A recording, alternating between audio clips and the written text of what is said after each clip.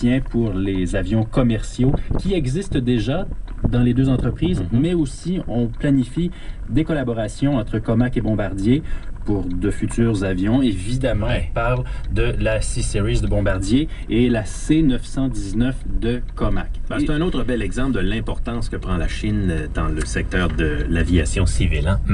Incroyable. Évidemment, et ça montre que pour percer ce marché-là, Bombardier croit nécessaire de s'allier à un acteur sur place pour avoir des collaborations, même si cet acteur-là produit lui aussi des avions. Alors on verra si il y aura de la compétition ou de quelle façon tout ça va s'agencer. C'est assez stratégique. Toujours dans le secteur de l'aviation, mais là, les infrastructures. On se rappelle de tous les problèmes vécus en Angleterre, où on a un peu moins l'habitude qu'ici d'avoir de la neige, même en hiver.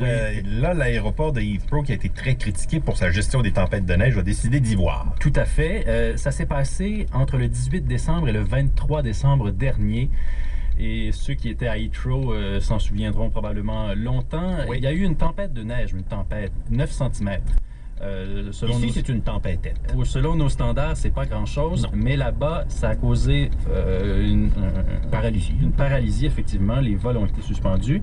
Et un rapport indépendant a conclu que l'aéroport de Heathrow n'était pas bien préparé, la coordination n'allait pas, il y avait des messages contradictoires qu'on donnait aux passagers et aux compagnies aériennes. Et on aurait dû installer des tentes, fournir de l'eau, fournir des couvertures aux gens. Ça n'a pas été fait, notamment parce qu'il n'y avait pas de place. Et finalement, l'organisation qui gère l'aéroport de Heathrow, BAA, a annoncé qu'elle répondait à ce rapport-là avec un investissement promis de 80 millions de dollars. On n'a pas encore les détails, ce qu'on fera avec ça, est-ce qu'on va s'acheter des pelles, des souffleuses, mais probablement qu'il faut un plan à plus grande échelle pour mieux répondre à ces problèmes-là, entre autres avoir les équipements et puis les produits pour déglacer. Il y a beaucoup de fournisseurs d'équipements pour faire face à l'hiver chez nous. Hein? Il y a peut-être des petits contrats qui intéresseront les gens de chez nous. L'Europe, ben là, l'Europe va secourir le Portugal?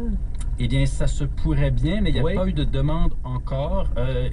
Vous savez, le premier ministre portugais, José Socrates, a démissionné hier parce que son gouvernement n'a pas réussi à faire adopter le plan d'austérité par le Parlement.